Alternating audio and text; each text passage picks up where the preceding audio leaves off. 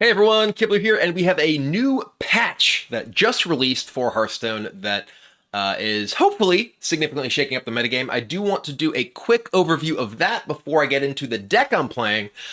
Basically, I think everyone has felt like Pure Paladin needed taken down a notch, and it seriously did in this patch with Purator being moved up a mana, Disco Maul being moved up a mana, and gaining an attack as well as Feast and Famine going from 1 to 2 mana. And the last one of those, I know that I've seen some dissent from people about saying that they think Horn of the Windlord should have been nerfed.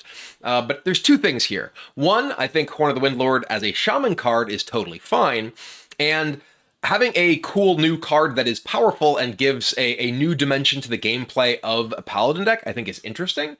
But obviously the combination with a very cheap attack buff was really reminiscent of like Rockbiter plus Doomhammer from the old school aggro Shaman days. And I feel like that was what really needed to be knocked down. And obviously being able to just burst really cheaply is hugely powerful. It makes it so much harder to combine the two of them earlier in the game, as well as especially difficult to combine multiple instances of the buff with the weapon. So I like that change, and I am, very happy that that was what they hit rather than the weapon itself. The other nerf that I'm really happy about is Lady Steno.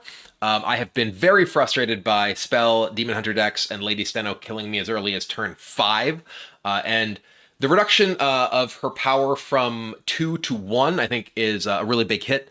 Obviously, it doubles the amount of spells with an unbuffed Steno that you'd actually need to put to play in order to kill your opponent, but does leave open the possibility of combining it with other minions, other various forms of buffs, like Abusive Sergeant, clearly, is still a potential powerful inclusion.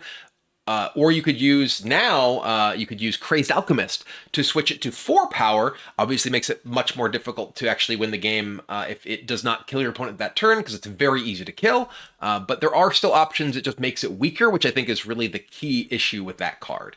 And then also the nerf to Hope of Quel'Thalas, I think, is one thing that sort of confused a lot of players. It hasn't really seemed as obviously powerful in his obviously dominant deck. But as the dev said, the Beast Hunter deck has been kind of just below the surface with the power of Pure Paladin really dominating so much. And they were afraid that that would be dominant. And that was the statistically best card in that deck. I personally find that very gratifying because I remember when the card came out, I was saying that I felt like it was going to be very powerful. And lots of people were saying that they thought it was absolute trash.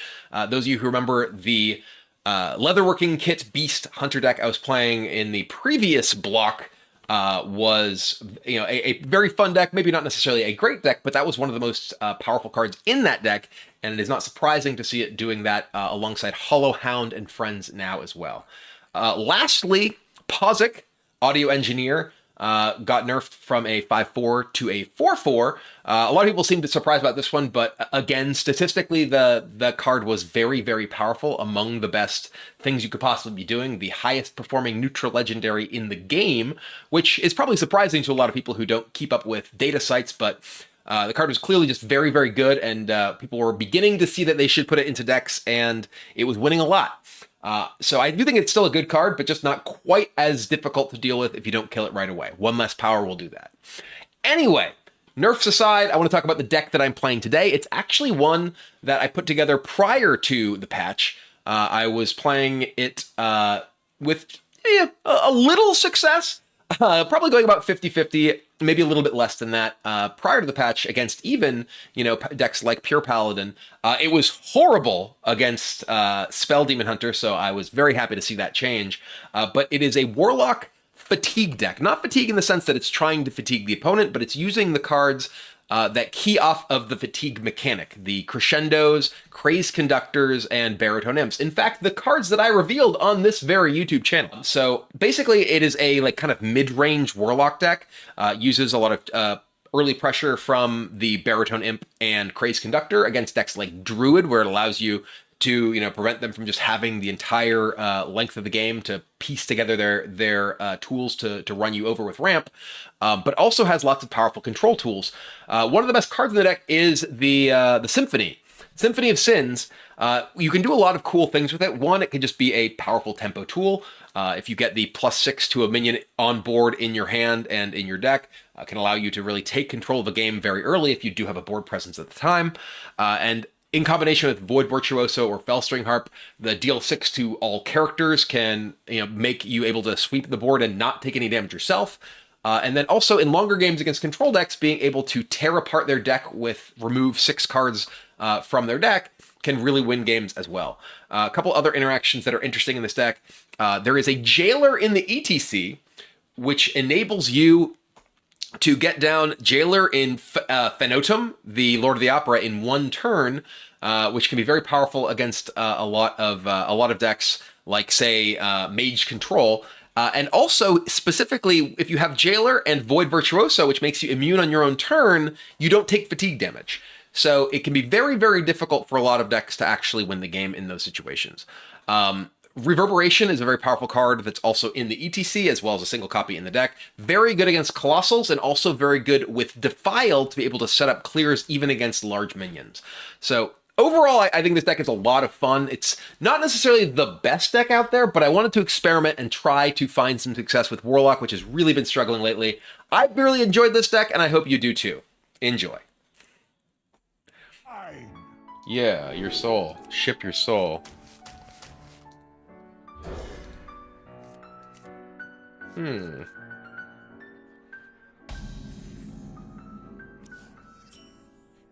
am just gonna tempo this, considering I have this.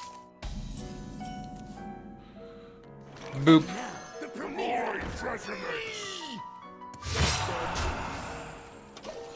Boom. 0 damage. Hi, Oko. I still have your treat for you. I don't know why you were scared to come in here. You want your treat, buddy? I wish I could, like, ease... I mean, I guess I could just move the dog cam to show it, but...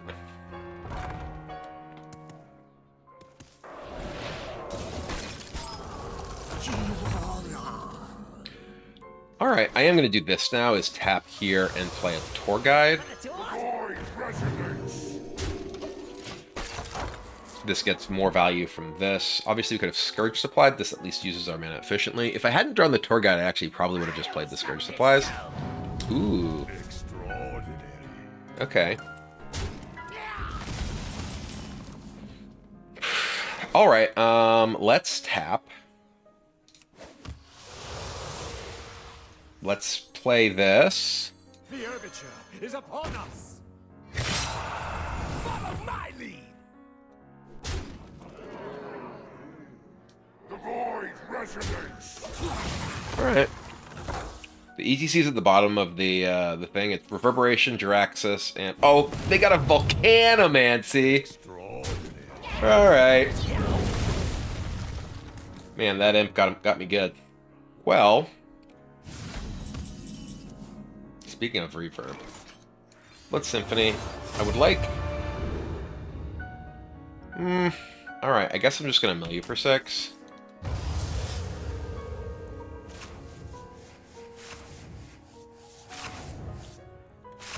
Get a Cold Case and a Deathborn. But we also obviously got all the movements in our deck. Hey, they have 2 buffed cards in their deck!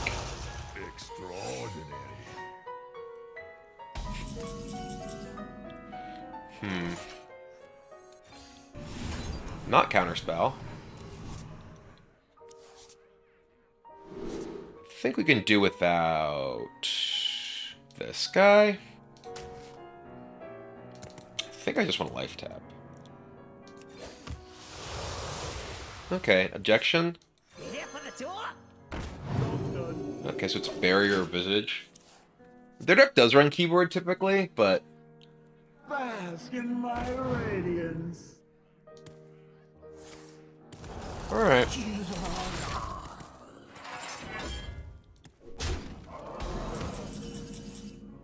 Oh, hello. Your tour ends here. Oh no, a Vengeful Visage. So, let's defile.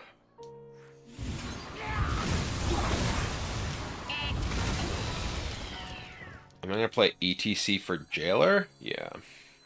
want to tap? I have the draw 6. We also could just play this. Maybe this is better. They have this, though. Yeah, I'm just going to E.T.C for Jailer. I will tap first, though. Okay, well, that's good with this. And just obviously good in general.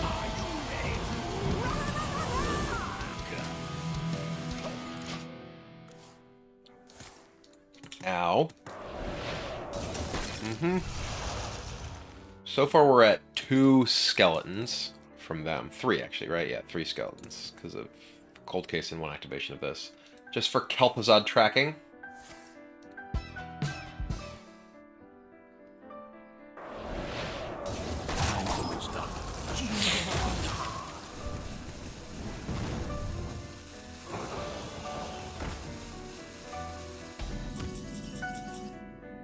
There's Fanatum, so we do have just Jailer into Fanatum on 10 if we want it.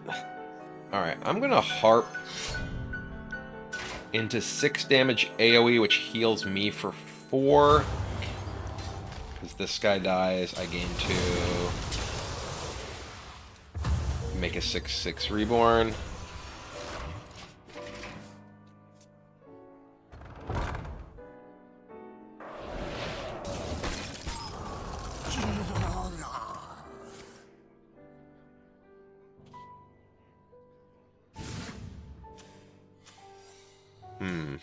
Okay.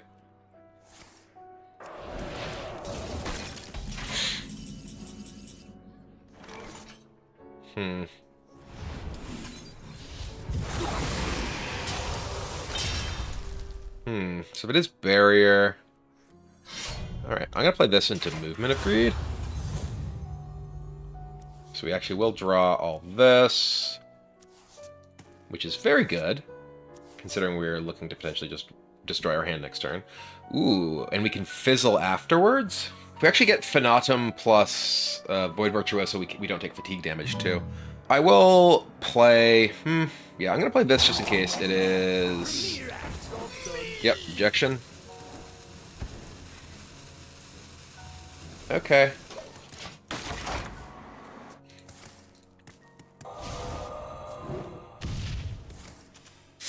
Frost Strike, okay. Interesting. Can't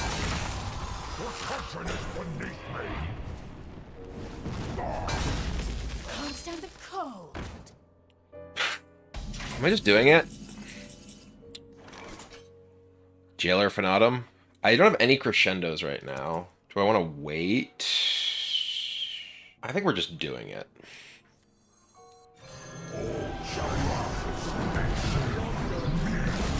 Jailer Fanatum, go.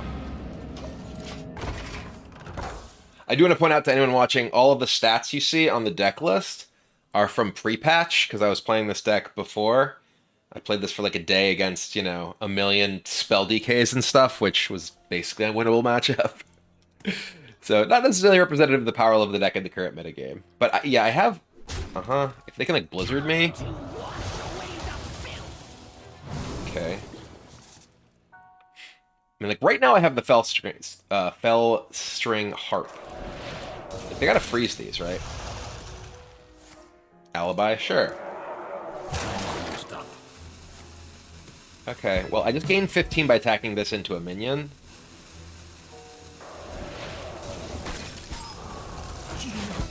Okay, so first things first. Well, we draw from this, we gain life. We're gonna play Movement of Gluttony. Buff our guys. We're gonna Reverberation, so now we have 2 21 power guys. They die if they take damage, but they can't take damage because they're immune. This is gonna attack this and gain 21. And we'll fizzle this hand.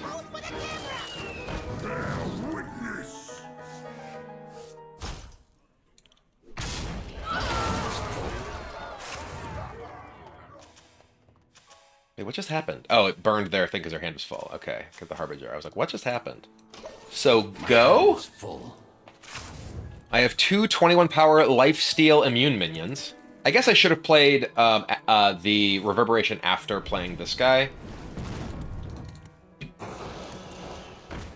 because we could have another Reverberation to get another one of these. Not that, like... Okay.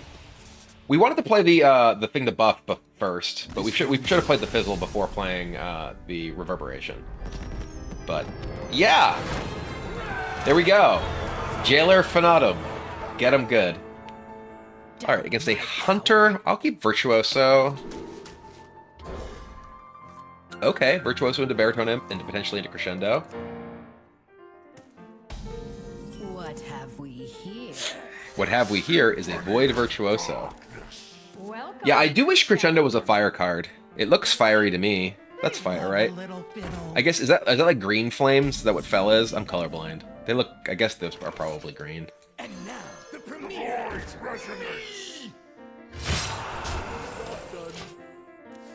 Caught this one eating party snacks. They got the Wild Seed. Okay. I want to be mana efficient and cast this Scourge Supplies.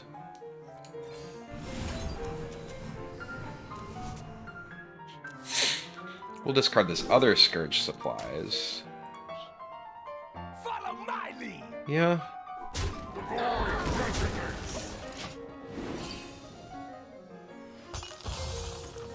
They can onboard clear me.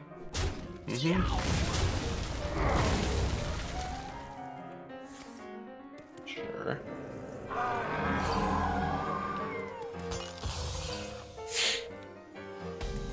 Alright, well, ooh, the Felstring Harp is a great draw considering the Crescendo in my hand. We will play the Conductor. Is upon us! Job's done.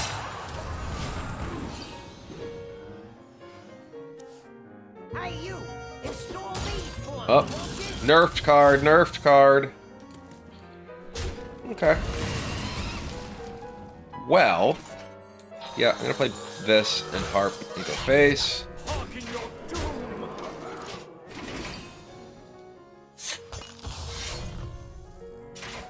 What's in the E.T.C is on your screen. It is the bottom of the deck list. You can see it. It requires no effort.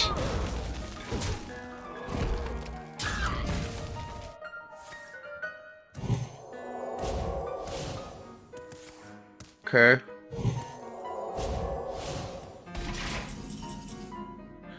I guess we just play this into a Defile. Attack here, Defile. We have 1, 2, 3, 4.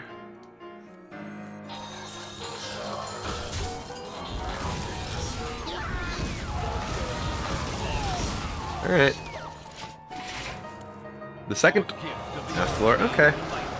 They could coin the second Astalor if they really want to.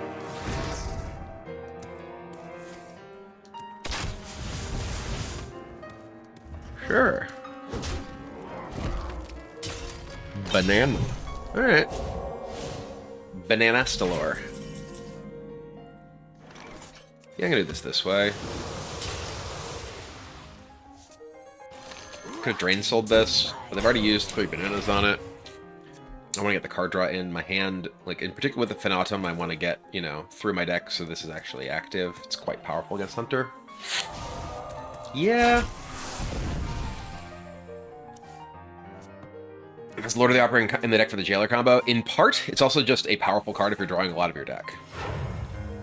Oh, okay, that's annoying. They had the 2 of those. Now I wish I had Drain Sold that.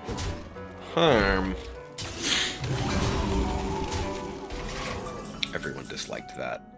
Oh, Symphony. Okay, boom. Ba-ba. Yeah, let's just nuke everyone for 6.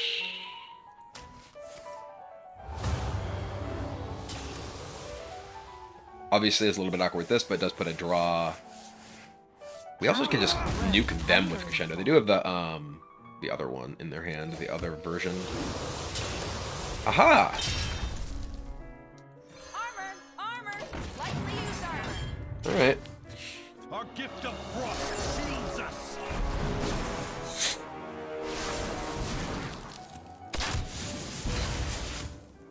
I love a little Okay. bill.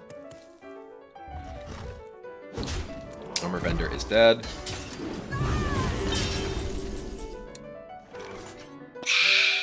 So, how much do I care. I could just Gigafin this board.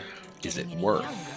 Could also just play Armor Vendor into movement tap. I end up with 10 power in play, which is a bit awkward. I am at 30? Alright. Armor! Armor! Lightly used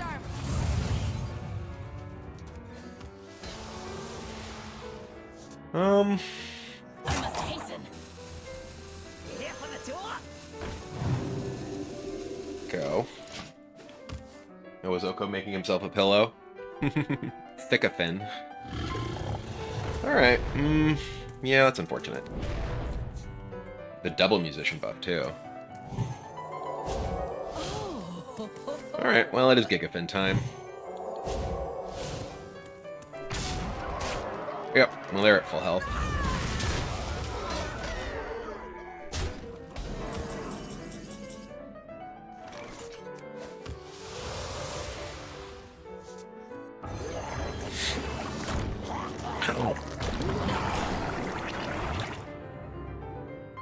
Go. I guess that is a good argument to not have necessarily played the tour guide last turn. Right. It's wild that does that much damage with the spell power. Okay.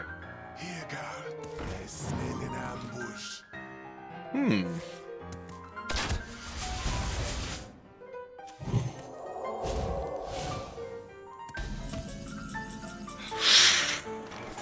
Oh, yeah. We'll tap first.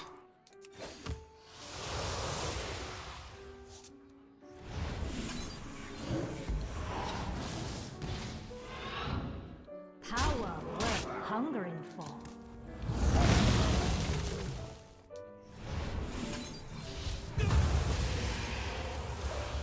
All right. They still have King Crush. They used their breeder to get a copy of something. If they have Hydralodon, yep, we're keeping Defile because it clears every board. With Hydralodon, that's why we didn't want to use the Defile that turn. So I'm guessing they have 2 copies of King Crush in hand. Or maybe it's just Hollow Hound. It's one of the two.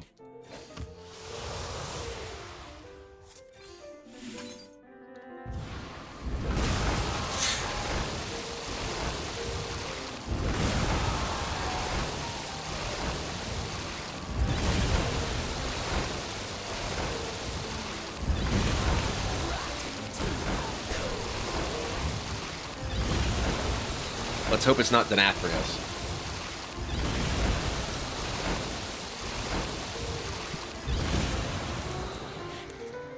Our gift of fire empowers us.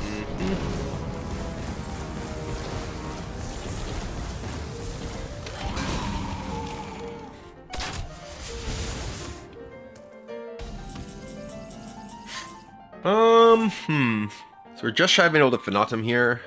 We do have Big Virtuoso. A symphony of dark. Here for the door. Maybe we hit the draw 6.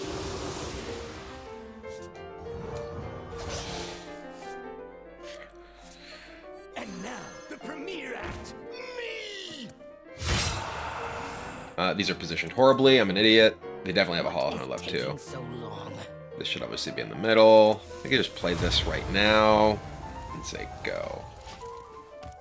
I don't think it's worth Drain Souling my 1/1. If they do like Hollow Hound here, it's annoying but hardly a disaster. I'm just like autopiloting and playing things. Their Hound is not quite big enough to clear that too. Caught this one eating party snacks. I do have another Harp. But yeah, if we draw the draw 4 movement and can like play this cheap, it's... Oh, interesting. Okay. Do they only play 1 Hollow Hound? That's really unexpected. They traded there too. Oh, never mind. That's that one. It's still good though. They only have 7 cards left. It does prevent Faithful Companions from doing anything. Also good. Oh, there is their other Hawkhound. Okay, so they have a bunch of King Prussians in their deck. Or in their hand, rather. I will crescendo you. Wipe your board. Attack you.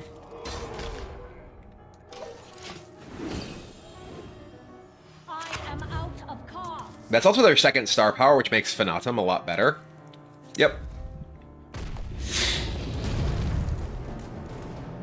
Living drop all kinds of things.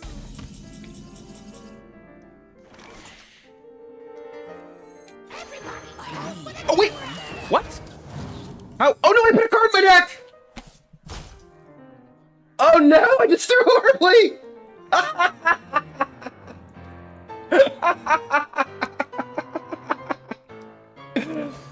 Draw 6. And we do this. Oh, that's so funny.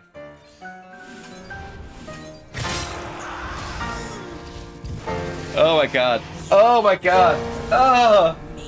I was like, okay, I want to have a second Fanatum, and then I didn't even process for a second that I was preventing myself from playing the Fanatum. Oh man. Alright, well. Oops! Oops, chat! Oops.